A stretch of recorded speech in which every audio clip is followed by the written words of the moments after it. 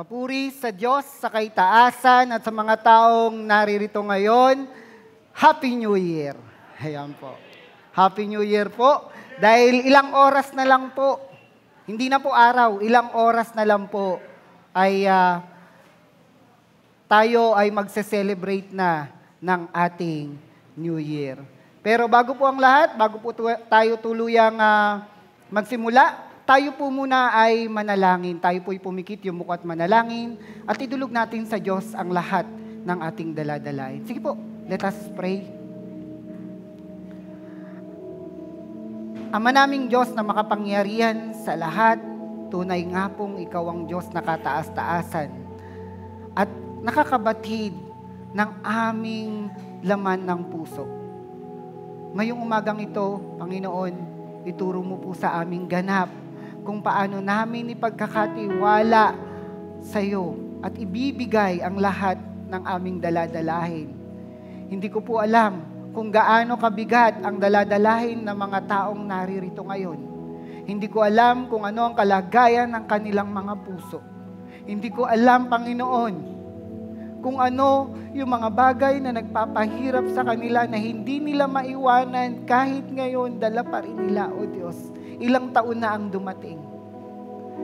Ikaw nawa, Panginoon, na magpahupa ng mga sugat na dala ng mga nakaraan. Tulungan mo po kami. At ngayong umagang ito, mangusap ka. Bigyan mo po ako ng knowledge and wisdom. Lahat po kami, Panginoon, bigyan mo ng knowledge and wisdom. Nang sa ganon, ang lahat ng salita na maririnig ng bawat isa ay maging ilawan namin sa aming daang tatahakin patungo sa iyo. Lord, alam namin na malapit nang dumating ang iyong banal na pagliligtas para sa aming lahat. Malapit nang dumating, Panginoon, ang pagbibigay mo sa amin ng buhay na walang hanggan dahil malapit ka nang dumating. Lord, sa mga oras na to, Ikaw nawa ang manguna. Ikaw ang kanilang makita. Itago mo ko sa iyong likuran nang Ikaw ang kanilang makita at maibaba ko nawa ang aking sarili nang Ikaw ang aking maitaas. Gamitin mo po ako na iyong lingkod. Patawarin mo po ako sa aking mga nagagawang kasalanan. Patawarin mo po kaming lahat sa mga kasalanang nagagawa namin sa iyo na nasasaktan ka namin nang hindi namin naalalaman. Lord, patawad po. Maraming salamat po ngayong umagang ito. In Jesus' mighty name we pray. Amen. Muli po, isang mapagpalang umaga po sa inyong lahat.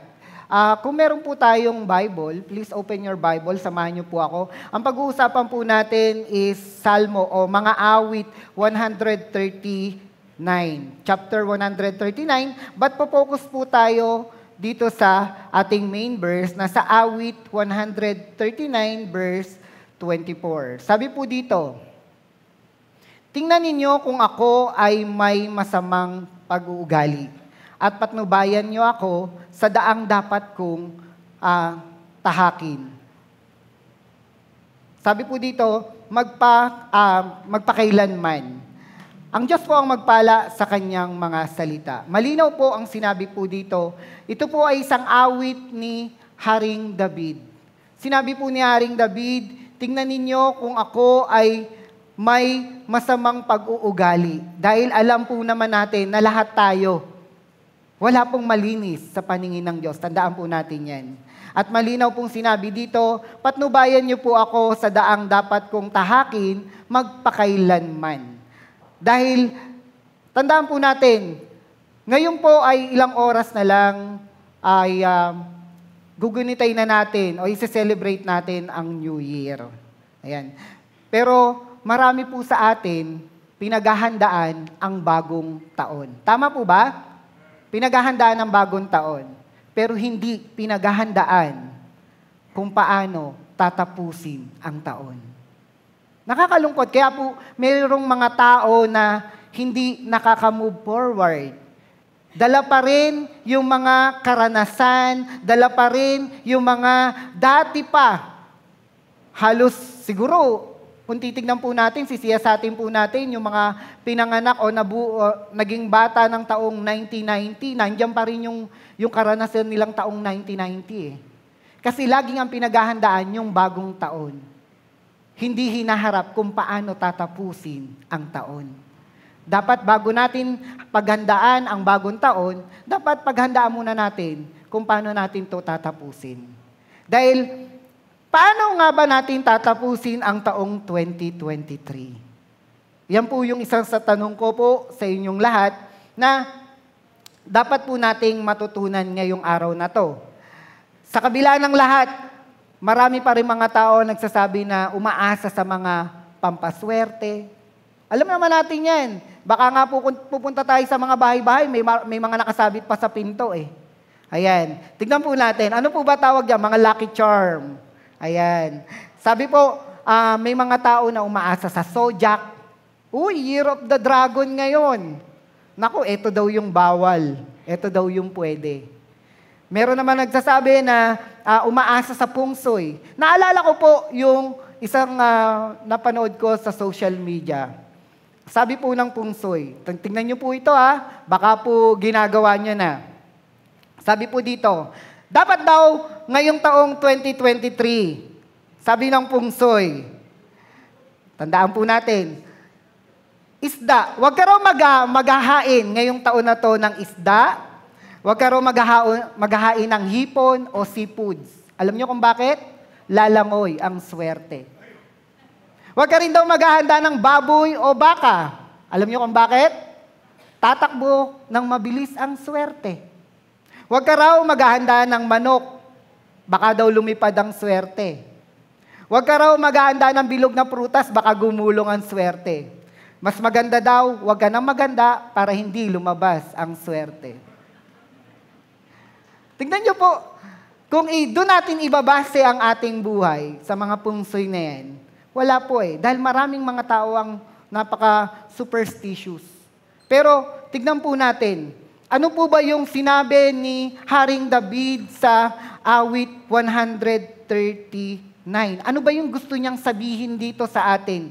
Actually, kung titignan po natin, hindi po ito ang pinakikita ni Haring David sa chapter 29. Ano po ba yung pinakikita rito? Kung titignan po natin maigi, ang awit 139 ay sinulat ni Haring David dahil pinakikita ni Haring David ang pagpupuri sa Diyos.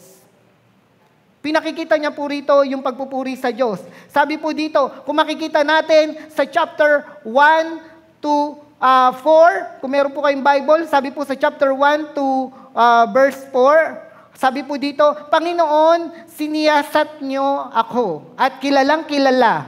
Nalalaman ninyo kung ako ay nakaupo o nakatayo. Kahit na kayo ay nasa malayo, nalalaman ninyo ang lahat ng aking iniisip.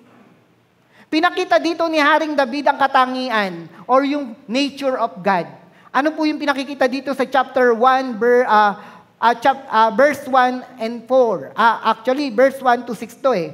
Pinakikita po rito yung sinatawag na omniscience o God is all-knowing. Alam ng Diyos ang lahat ng mga bagay na ginagawa natin. Alam ng Diyos ang lahat ng nasa isip natin. Kaya nga po malinaw na pinakikita rito, sabi ni Haring David, Panginoon, siyasatin niyo ako at nalalaman ninyo kung ako ay nakaupo o nakatayo. Nalalaman niyo kung ano ang laman ng aking isip kahit na kayo ay malayo. Kung titingnan natin dito, ito yung pinakita ni Haring David na ang ating Diyos ay omniscience o God is all-knowing. Alam niya ang lahat ng bagay.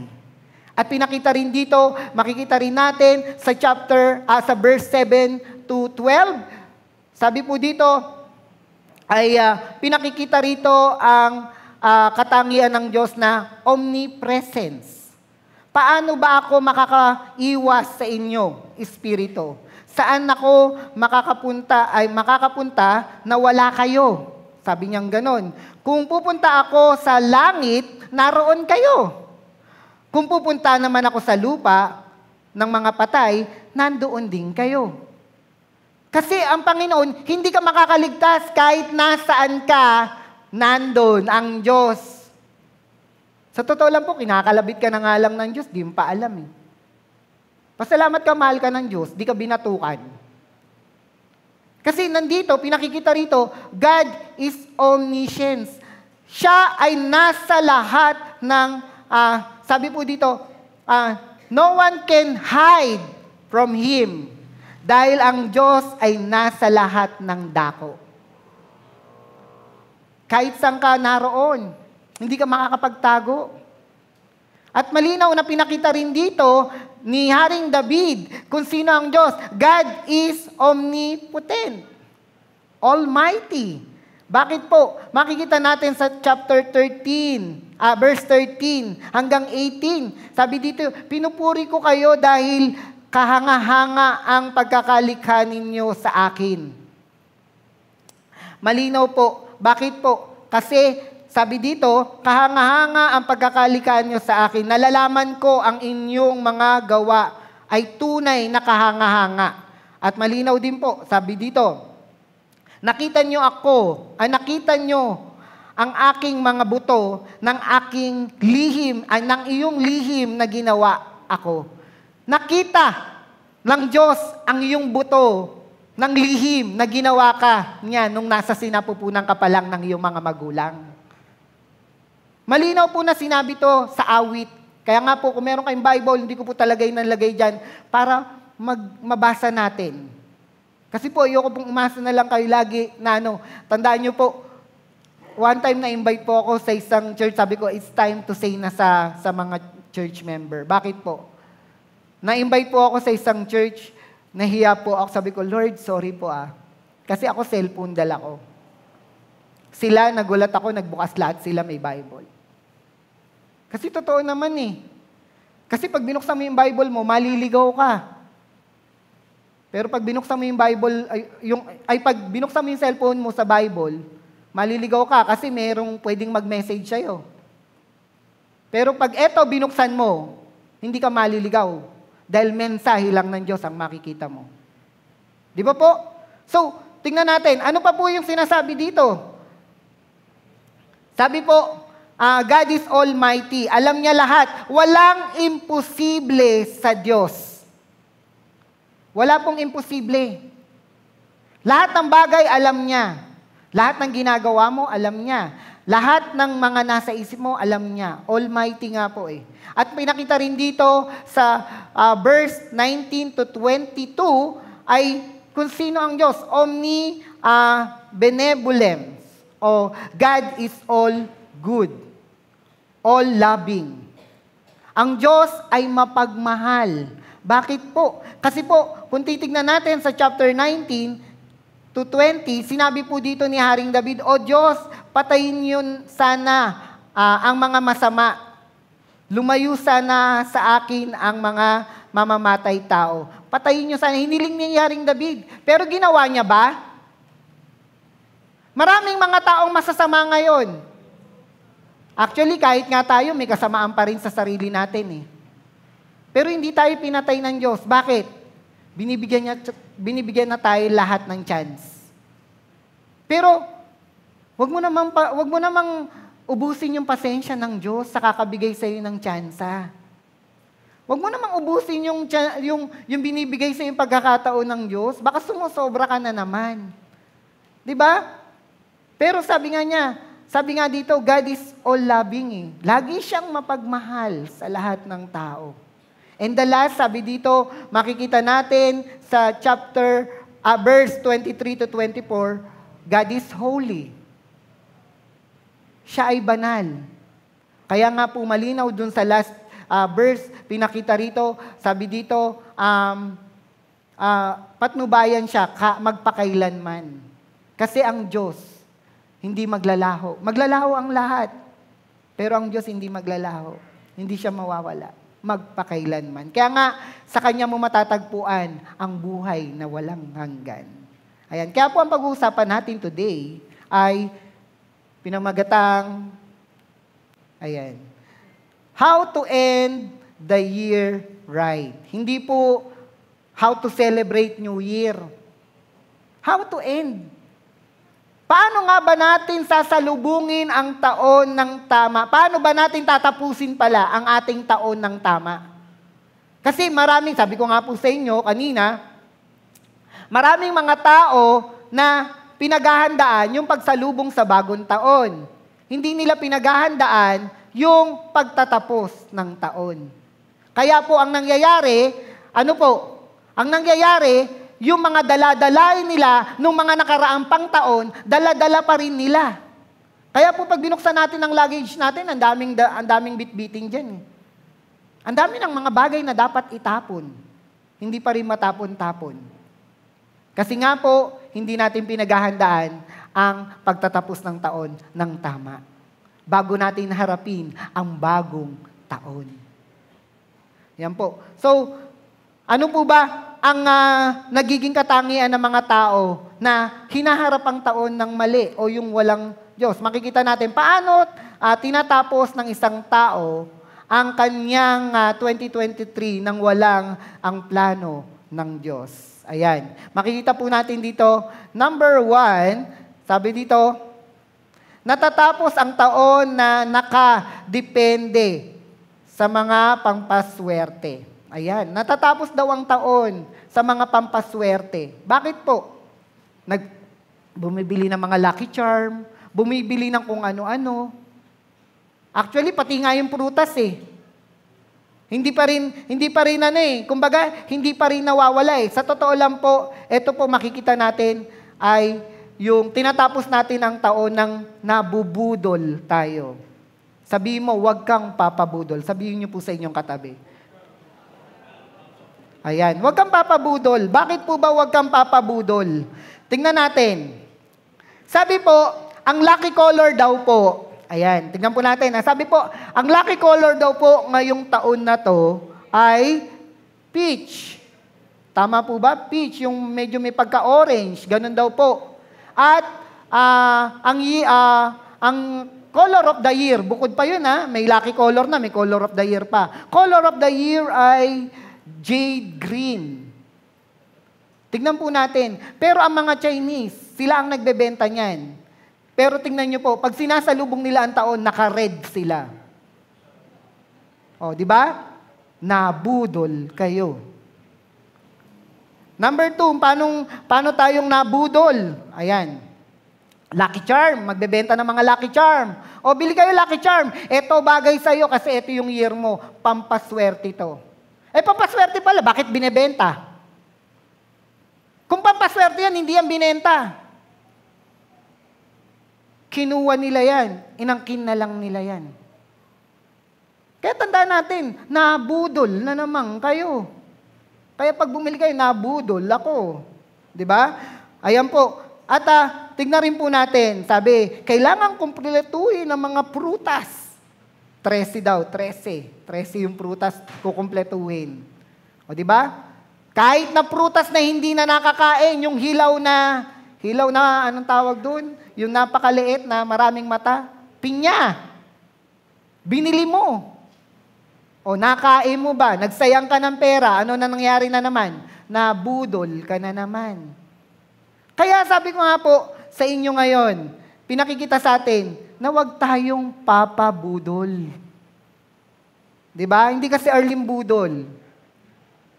Okay? May pangalan ka, kaya huwag kang papabudol. Ayan po. So ano pa po yung mga bagay na inaano sa atin? Number 2, sabi po dito ay natatapos ang kanyang taon na hindi sa Diyos nagtitiwala. Ayan. Hindi daw po sa Diyos nagtitiwala. Bakit? Ito nga po yung hindi niya nale-let go lahat.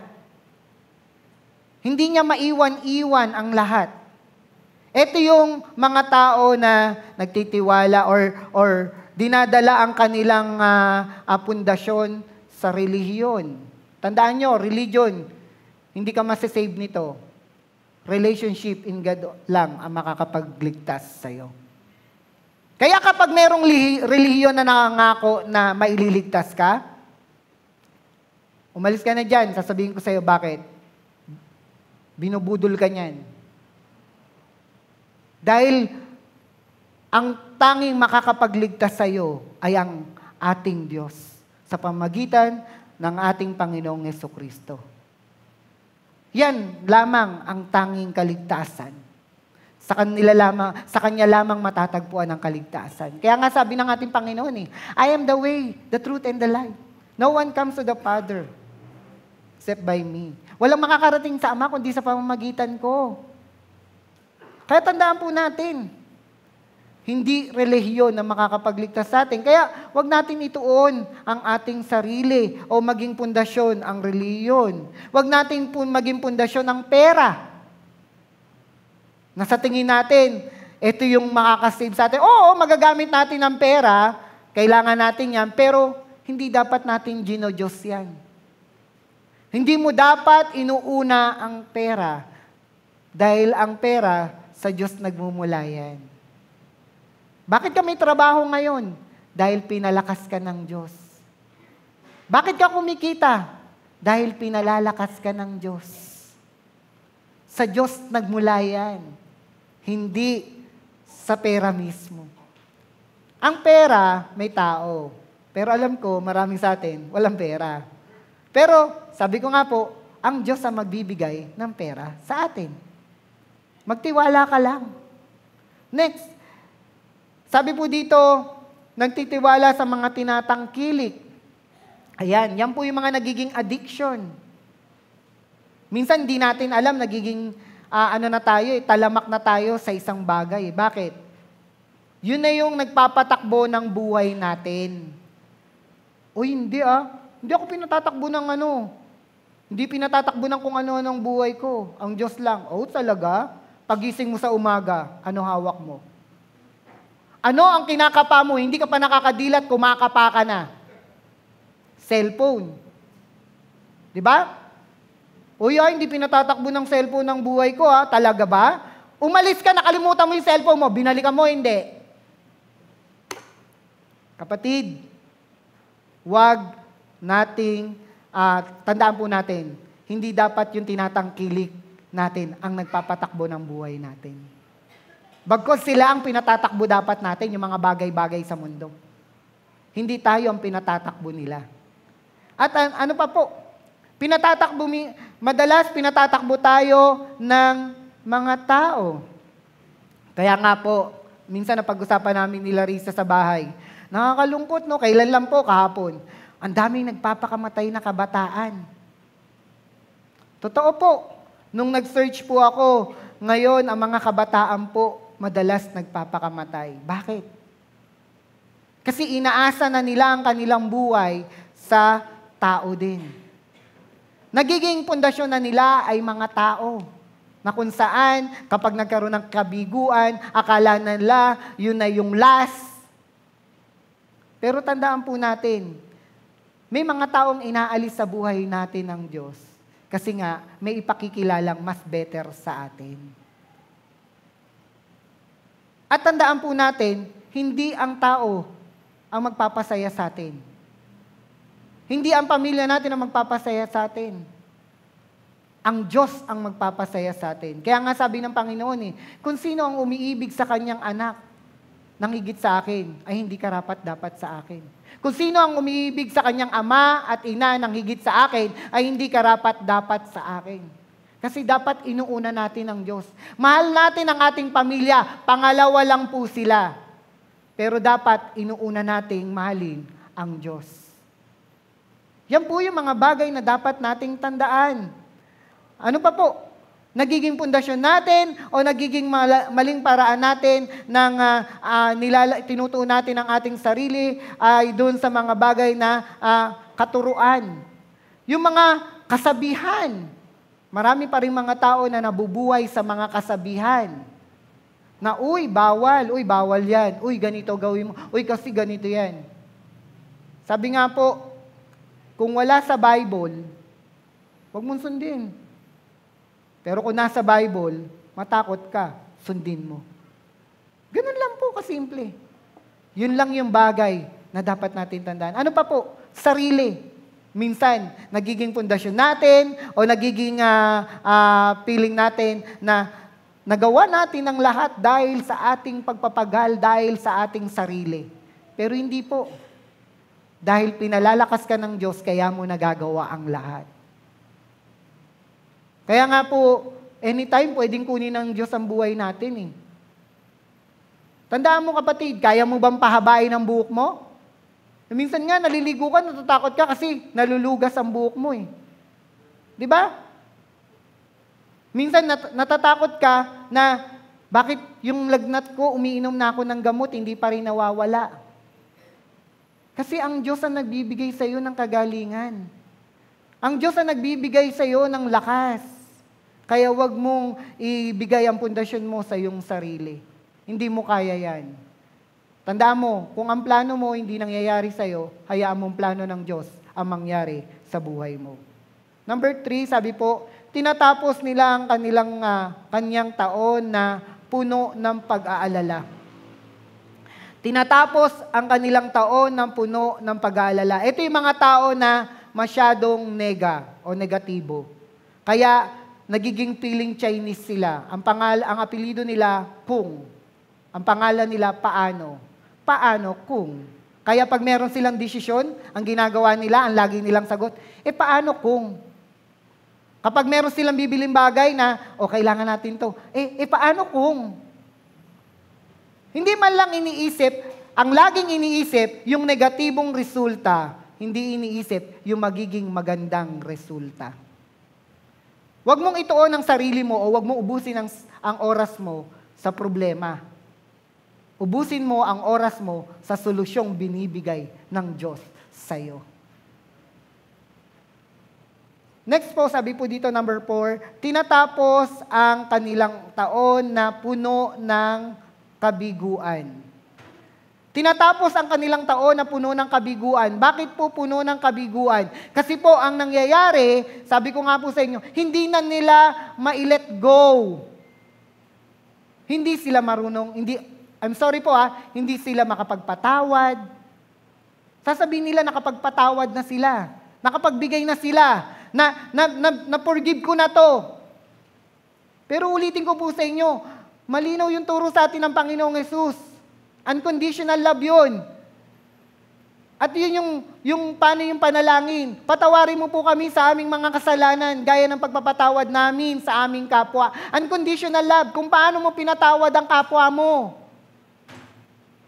Kaya kung may kabigatan ka, paano mo harapin to? Kaya hindi mawala yung kabigatan mo kasi ayaw mong harapin yung problemang yun. Kung meron kang katampuang tao, subukan mong puntahan para mapakawalan mo yan sarili mo. Tandaan mo, kaya ka nang kakulong dyan kasi ayaw mong palayain yung sarili mo. Kapag nagpatawad ka ng tao, hindi lang yung taong yun ang pinalaya mo, kundi pati ang iyong sarili ay pinalaya mo. Dahil ang ating Diyos, kahit ilang beses ka nagkasala, pinatawad ka niya. Kahit anong kalagayan mo sa buhay, pinatawad ka niya. Unconditional. Pero, tignan po natin. Ayan po. Tapusin ang taon ng tama at naaayon sa Diyos. May 4 na bagay na itinuturo po sa atin dito ang Diyos sa pamamagitan ng awit ni Haring David. Ano po ba to? Ano po ba yung tinuturo sa atin ng ating Diyos sa pamamagitan ng awit ni Haring David? Kung paano natin haharapin ang pagtatapos ng taon. Kasi hindi mo mahaharap ang bagong taon kung hindi mo tatapusin ang taon ng tama. Tandaan po natin yan. Hindi mo maharap ang bagong taon nang hindi mo hinaharap ang patapos na taon. Kung hindi mo na-let go yung mga bagay na dapat mo nang i-let go. Matagal ka nang nakakulong dyan. Palayain mo na ang iyong sarili para magpatuloy ka at magtagumpay sa buhay. Number 1, sabi po dito, end it thankfully. Salmo 139 verse 14, pinupuri ko kayo dahil Kahanga-hanga ang pagkakalikha ninyo sa akin. Nalalaman ko na ang inyong mga gawa ay tunay na kahanga-hanga. Malinaw po na pinakikita rito na tapusin natin ang taon ng may pasasalamat. Kasi po, dapat po, alam natin kung ano yung mga bagay na tinapos ng Diyos ngayong taon na to.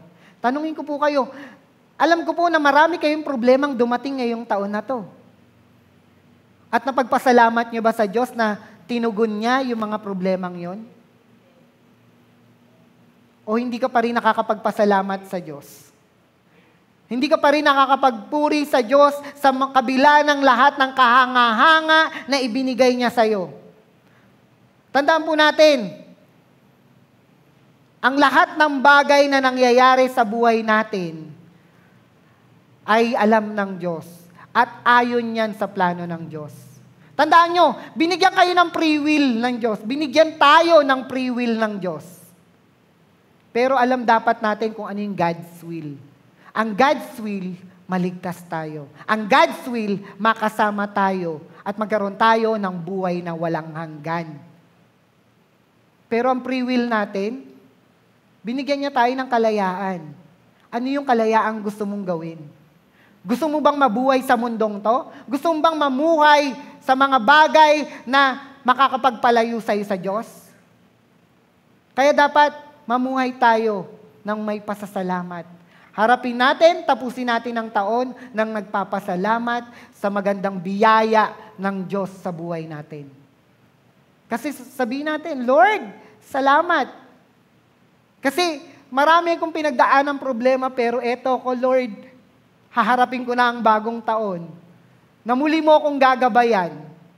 Haharapin ko ang bagong taon na masaya kasi ikaw na naman ang aking kasama. Haharapin ko ang bagong taon na puno ng pag-asa dahil ito ang ibibigay mo sa akin dahil marami kang pangako para sa akin.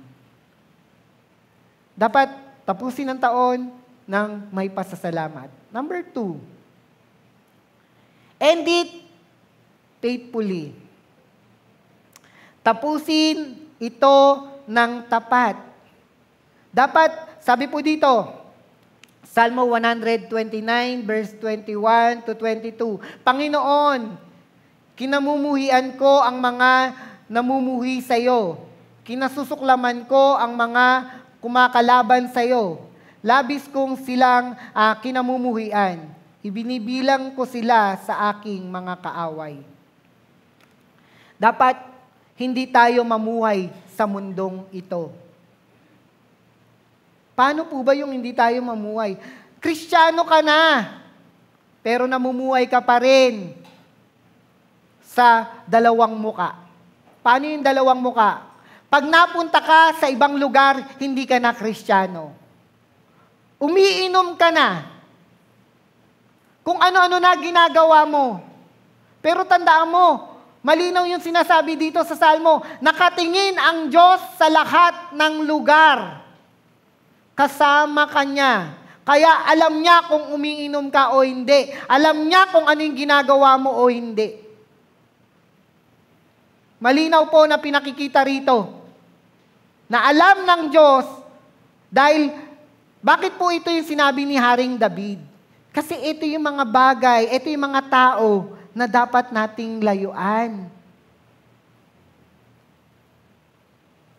Ano po nangyayari? Kasi ito yung magiging pamumuhay mo kapag lagi kang sumasama sa mga taong to Ito yung mapamumuhay mo kapag lagi mo silang kasama. Magiging part na ng buhay mo ito. Bakit po? Pag ang mga kasama mo mararamdamin ka na rin. Kristiyano ka na. Hindi ka dapat nagiging maramdamin. Na konting sabihin lang sa'yo, big deal na kagad. Kristiyano ka na. Hindi ka na dapat nagiging pasaway. Na dapat pang pagsabihan, paulit-ulit. Kristiyano ka na. Hindi ka na rin dapat balisaw-sawin. Na puro ka lang sa simula. Lagi ka na lang sa simula. Kaya wala kang natatapos. Kaya patapos ng taon, nagsisimula ka pa rin. Tandaan po natin, dapat matuto tayo kung ano yung tinapos natin, ay kung ano yung sinimula natin, tapusin natin. Matuto tayong magtapos. Yan po yung bagay na dapat nating tandaan. Kaya po kung merong mga tao na nakakapagpalayo sa atin, kung merong mga tao, kahit mahal mo yan, layuan mo yan. Kasi pinapahamak ka niyan. Tandaan nyo, sabi ko nga po sa inyo, pagdating ng wakas, hindi ang mga tao sa paligid natin na makakasama natin, kundi ang Diyos. Kaya po, kung titignan natin, malinaw yung pinakita ni Haring David dito, Panginoon, kinamumuhian ko ang mga namumuhi sa'yo. Kinamumuhian ni Haring David yung namumuhi sa Diyos. Pero kamusta, kapatid? Kinukumpare mo pa, ginagawa mo pang pangalawang magulang ng iyong anak. Pero, malinaw po, sorry po kung nasasaktan ko po kayo, pero nung pinag-aaralan ko po ito, masakit po talaga. Nung pinag-aaralan ko po ito, ako po rin yung kinausap ng Lord. Malinaw po yung pinakita ni Haring David. Kinasusuklaman ko ang mga kumakalaban sa iyo. Pero ikaw, kamusta ang ginagawa mo sa mga kumakalaban sa Diyos? Baka nahahawa ka na. Baka nagiging part na rin ng buhay mo yun. Kaya nga, nagiging balisaw-sawing ka na eh. Malinaw po, kahit basahin niyo ang Bible, ayaw ng Diyos na maligamgam. Dahil isusuka ka ng Diyos. Kaya kapatid, bilang Kristiyano, kung maligamgam ka pa rin, sabihin mo sa sarili mo, baka sukang-suka na sa akin ng Diyos. Kailangan ko nang magbago. Sukang-suka na sa akin ng Diyos.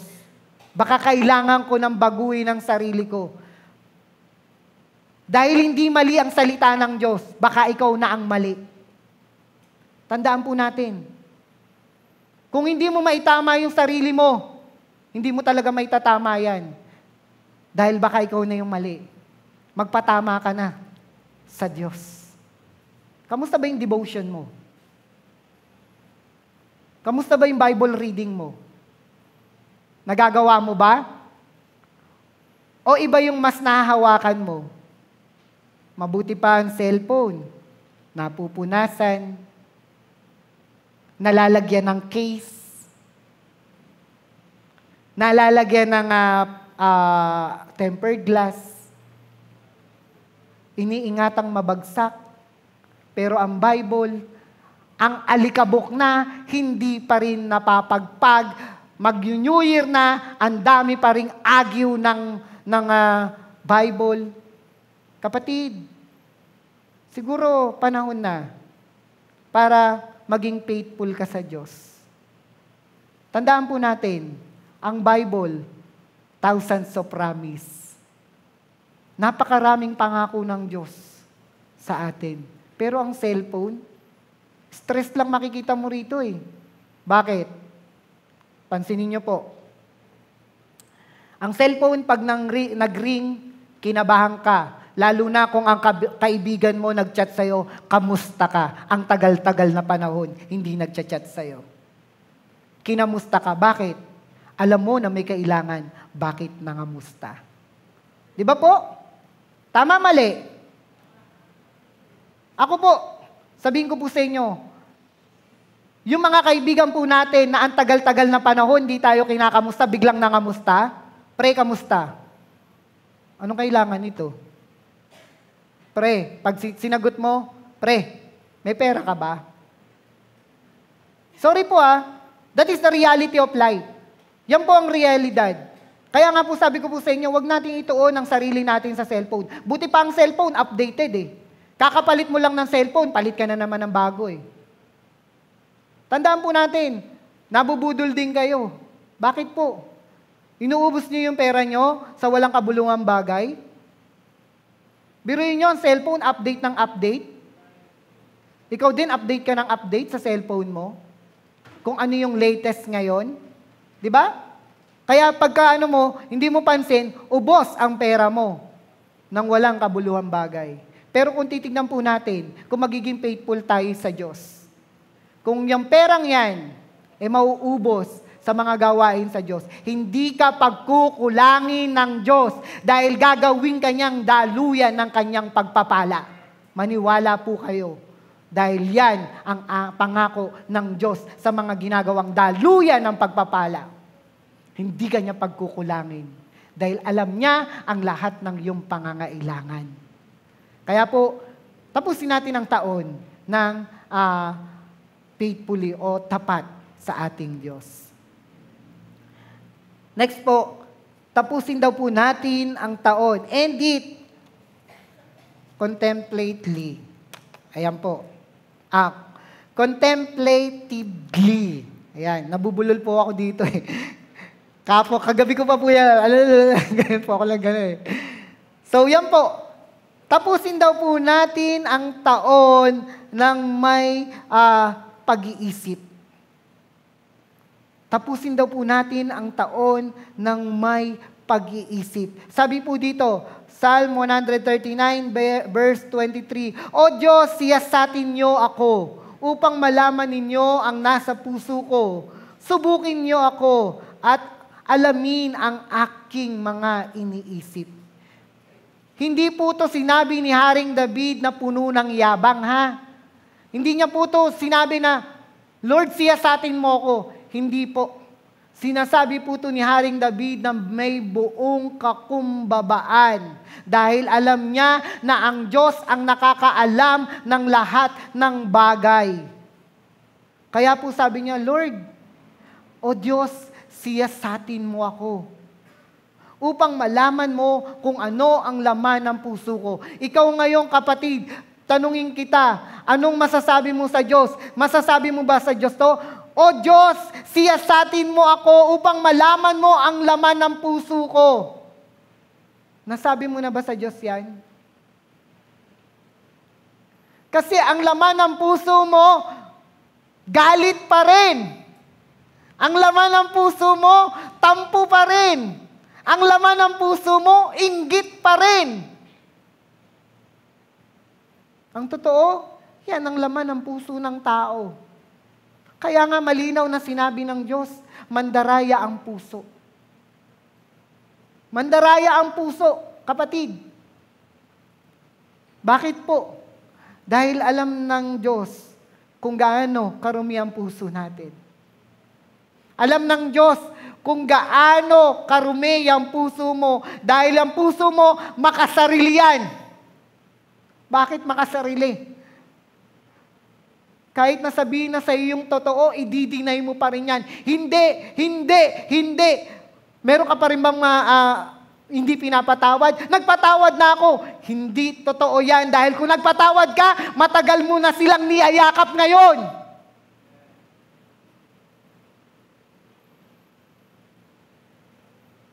Hindi ako naiinggit. Hindi. Inggit ka pa rin. Kasi kung hindi ka naiinggit, matagal ka nang natutuwa sa mga taong umaasenso at nagtatagumpay sa buhay.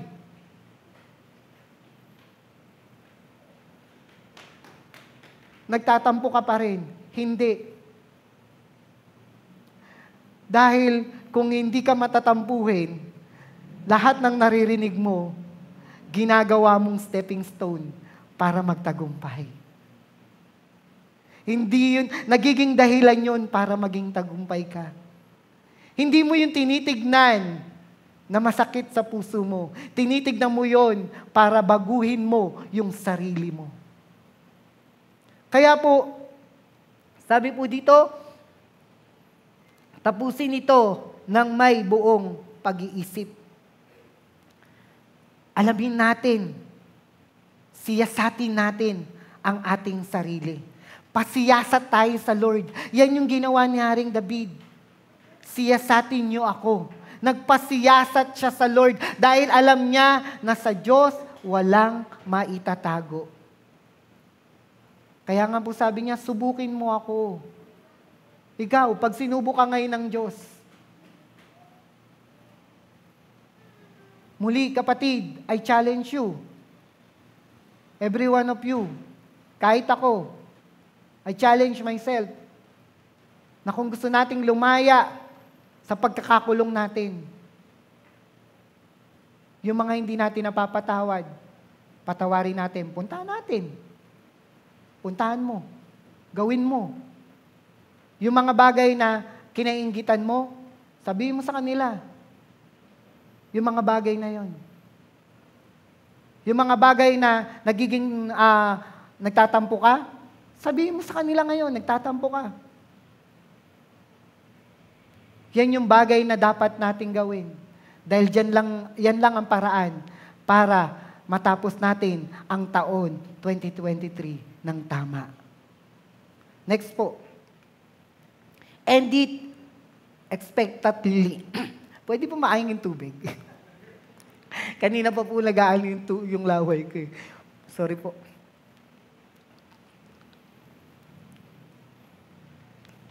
Thank you po. Excuse lang po. Ay, apo.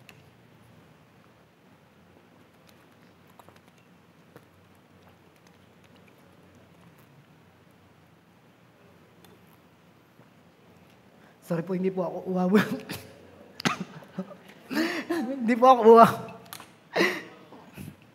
Uwaw na uwaw. Nandito na po yung ano ko eh. Tuyong-tuyo na po eh.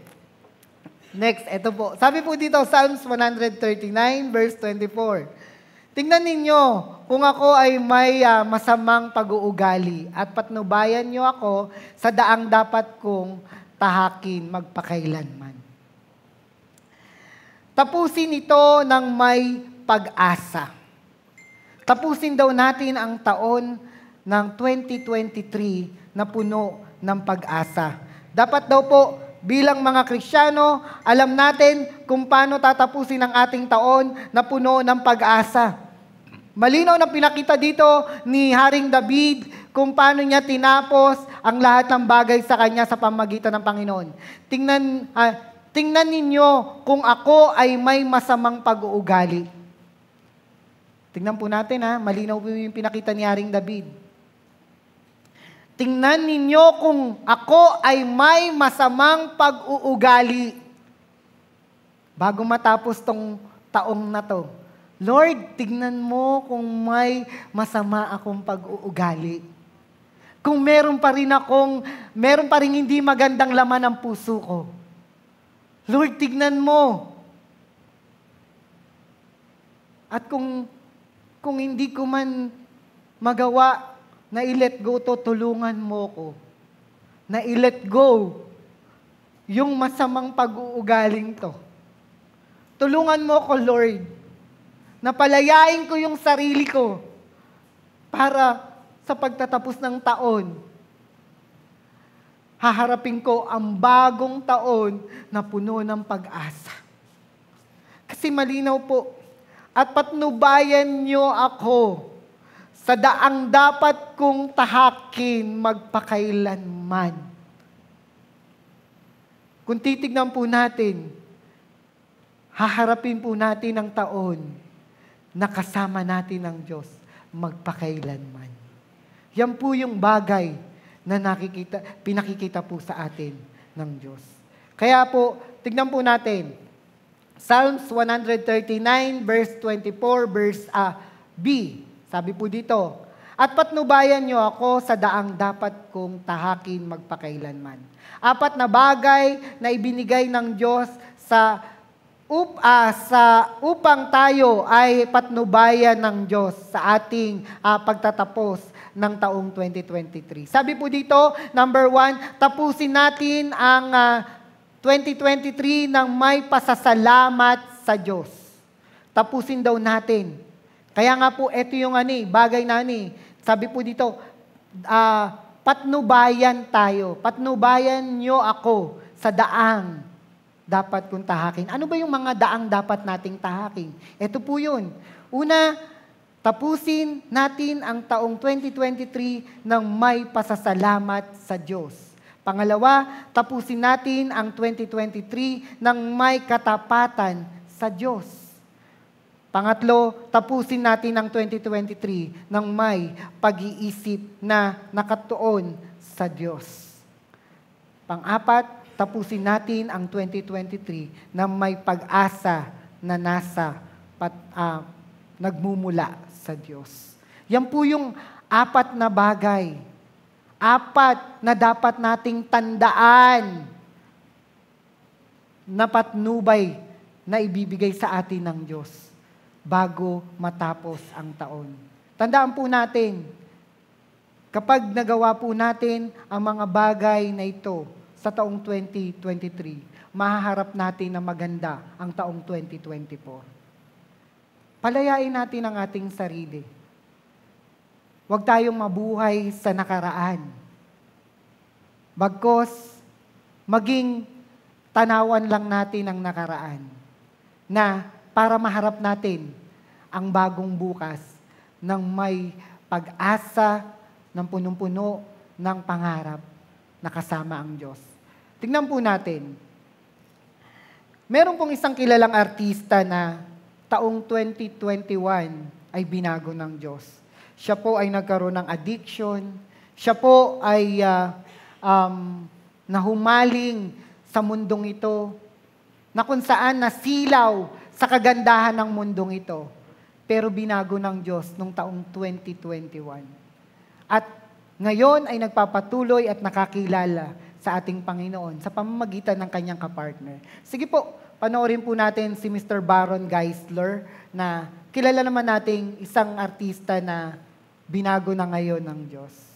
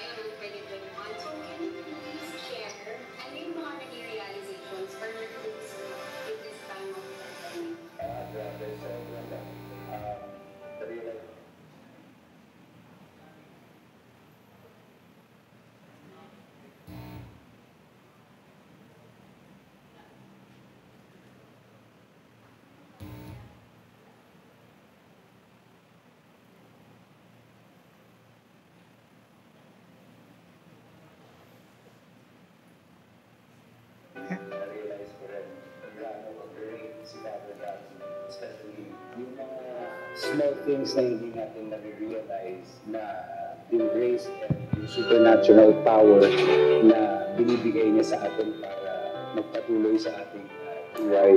Sometimes we take things for granted and then meron pa tayong sense of entitlement. Halimbawa, ako nakaka-relate ako sa The Prodigal Son. Maganda yung intro mo. Once I was lost, now I am found. When I started tasting the Word of God and the truth, I started feeling God's tender love, His sweet presence and yung yakap niya sa akin araw-araw. So I'm very, very grateful na natagpuan niya ako and nahanap ko rin siya. And nung nakita ko na yung kamay niya, ayoko nang bitawan. May parang verse dyan, diba guys, na taste and see the goodness of the Lord. That's a very good verse. Pero once na nasa Kanya ka na kay Lord ka na, kahit na anong mangyari, hindi ka niya pababayaan. Like, meron akong verse dito na sobrang gusto-gusto ko. 1 John 1:8, if we claim we have no sin, we are only fooling ourselves and not living in the truth. But if we confess our sins to Him, He is faithful and just to forgive our sins and to cleanse us from all wickedness. So, yung akin lang, I'm trying to say here is, God is in the business of restoring people, and He's a God of so many chances. I am a sinner. I admit that I sin every day, but because of God's grace, may natututunan ako araw-araw galing sa Kanya, especially pag mindful ako sa presence ng Holy Spirit. God corrects me, and I listen to that still voice of the Holy Spirit telling me and guiding me on what not to say, what not to do, and also what to do. So there are times na I really seek the truth. Not times, always no, for me to seek God's truth. And the truth is in His Word. We have a living God.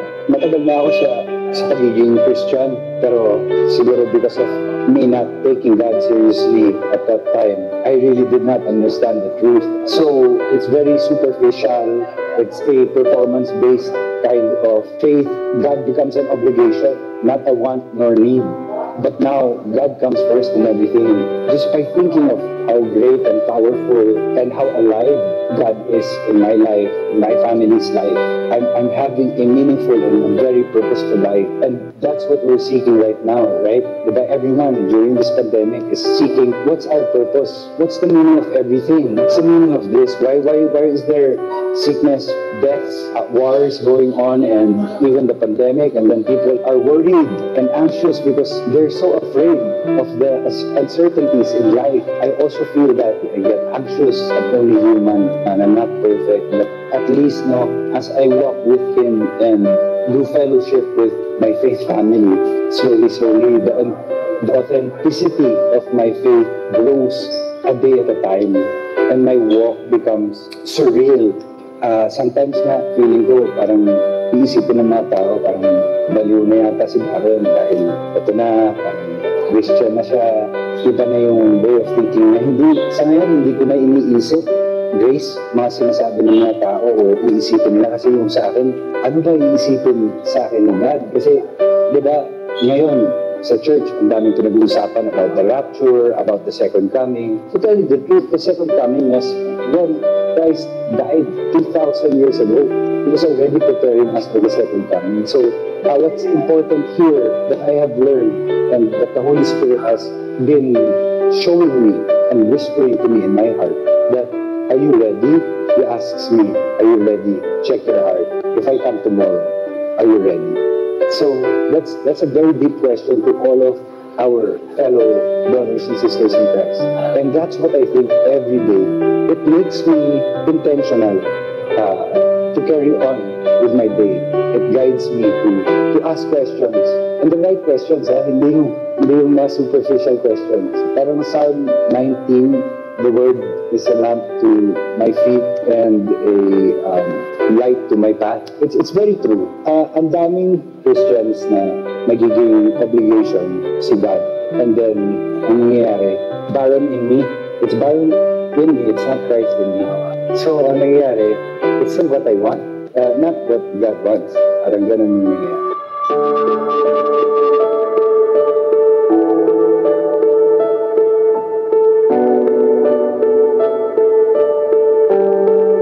Ayan po. So, ikaw ngayon kapatid, are you ready?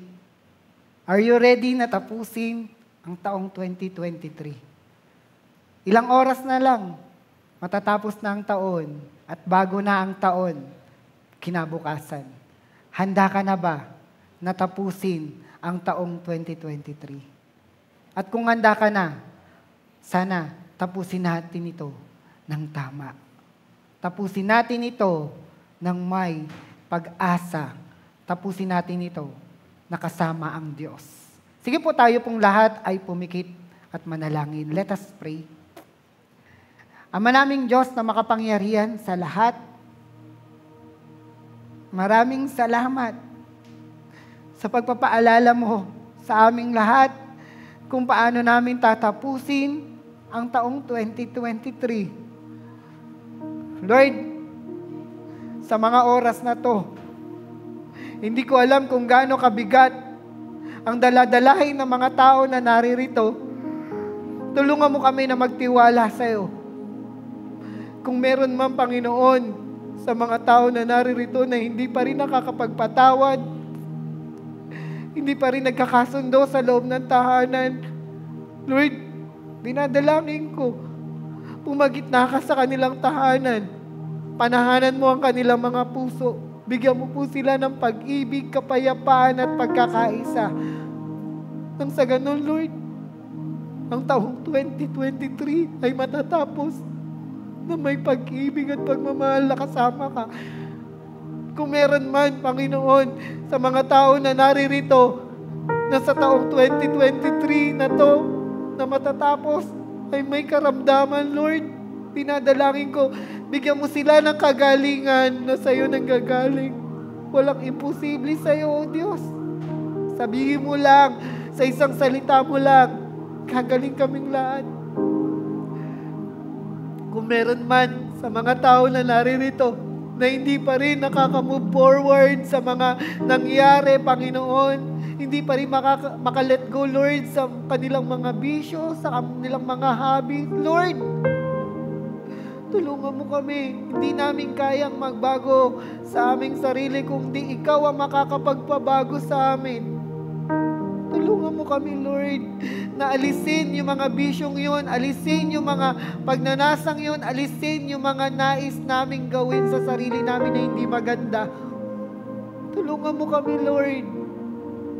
Lord, kung meron man sa mga naririto ngayon na may problema financially, Lord, i-provide mo po yung aming mga pangangailangan. Dahil alam namin, Lord, ikaw ang nakakaalam ng mga pangangailangan namin. Hindi pa binubuka ng aming bibig. Alam mo na lahat. Kaya ngayon, Panginoon, sa pagtatapos ng taong ito, tulungan mo kami na harapin ang pagtatapos na ito. Nang sa ganon, ang taong 2024 ay haharapin namin na punong-puno ng pag-asa. Dahil ikaw ang aming kasama. Salamat po, Lord, sa buhay ng mga kapatiran na naririto na patuloy na nagtitiwala sa iyo. Salamat, Lord, sa iyong salita na dumaloy sa lugar na to. Ito po, Panginoon, ang aming samot panalangin. In Jesus' mighty name we pray. Amen and amen. Magandang araw po uli sa inyong lahat and Happy New Year po.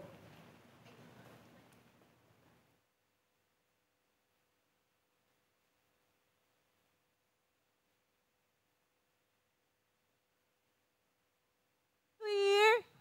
Happy New Year. Happy New Year indeed for every one of us. Whether this year has become very tiresome, di ba? Very difficult or somehow challenging. It is still a good year. Yes, a good new year pala.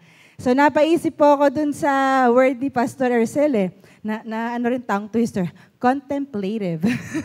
Napasearch ako sa Merriam-Webster and it says na it has something to do with thinking thoroughly or thinking ng malalim. And when it comes to another meaning, ang sabi doon sa Merriam-Webster is devoting the life in prayer. Yung pala yun, ganda pala, Pastor. Contemplative, devoting your life to prayer.